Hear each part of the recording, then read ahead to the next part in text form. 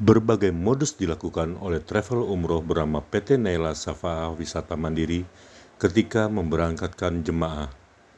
Satu di antaranya adalah tersangka menggunakan barcode bekas yang berisi data jemaah yang sebelumnya sudah berangkat.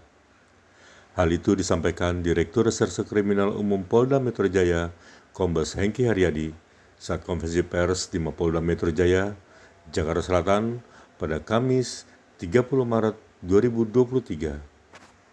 16.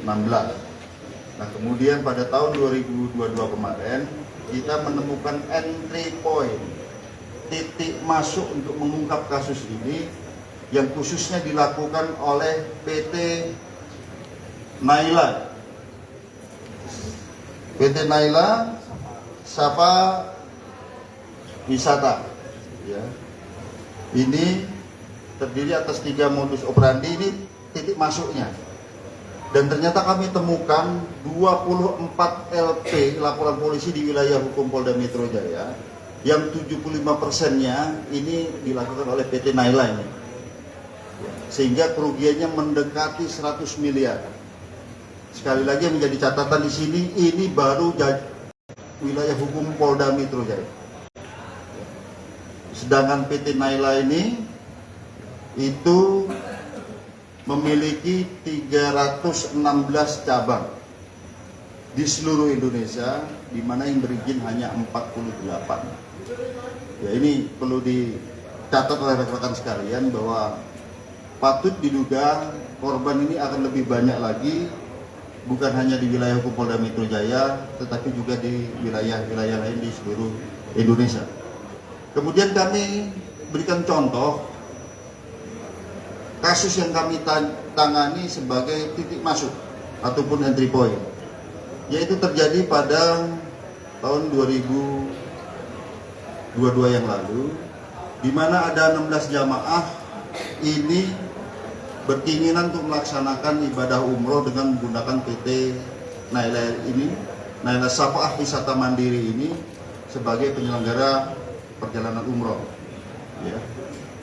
Kemudian yang jamaah ini ditawarkan paket dengan harga yang lebih rendah dari referensi daripada Kementerian Agama pada waktu itu, dengan harga 26 juta, jadi lebih murah.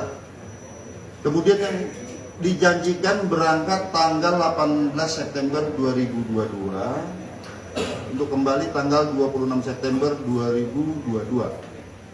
Faktanya tidak diberangkatkan pada tanggal 18 dan hasil penyelidikan kami ternyata visanya tidak diurus. Nah, kemudian diinapkan mereka ini di hotel di seputaran bandara selama 10 hari. Nah, baru kemudian direncanakan berangkat tanggal 29 September, kemudian kembali pada tanggal 7 Oktober. Faktanya rekan-rekan sekalian, untuk jamaah ini dicas lagi dengan biaya yang lebih mahal lagi, dengan menambah masing-masing pack itu 2.500.000 dengan alasan tiket yang sudah tidak berlaku hangus ini bisa dihidupkan lagi dengan menambah sejumlah uang. Dan ini kami akan selidiki lebih mendalam, kenapa ada modus seperti ini di salah satu maskapai, ya, yang tiket sudah hangus bisa dihidupkan lagi dengan menambah sejumlah uang. Ini kami sedang selidiki lagi. Ya. Kemudian rekan-rekan sekalian, yang lebih fatal lagi, setelah sampai di Arab Saudi, sesuai jadwal akan pulang pada tanggal 7 Oktober, ternyata mereka tidak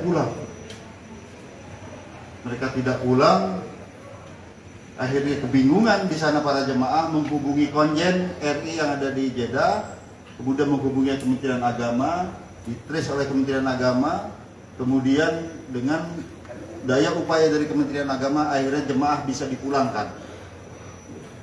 Oleh karenanya rekan-rekan sekalian, ini merupakan satu LP yang sudah kami tangani dan kami adakan penangkapan terhadap yang bersangkutan dan beserta isinya di Yogyakarta beberapa waktu yang lalu.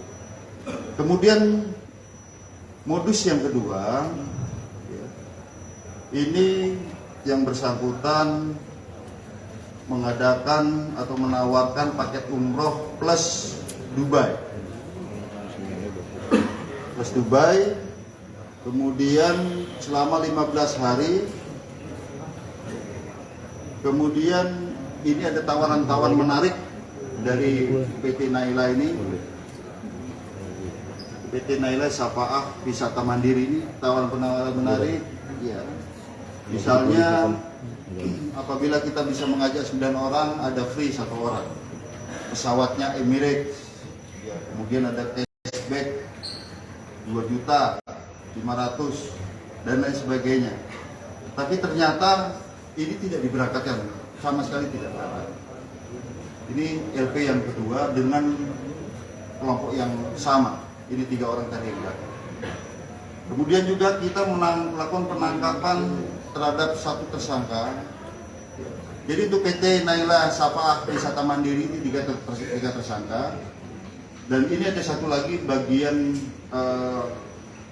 melakukan penipuan terkait dengan pengadaan tiket.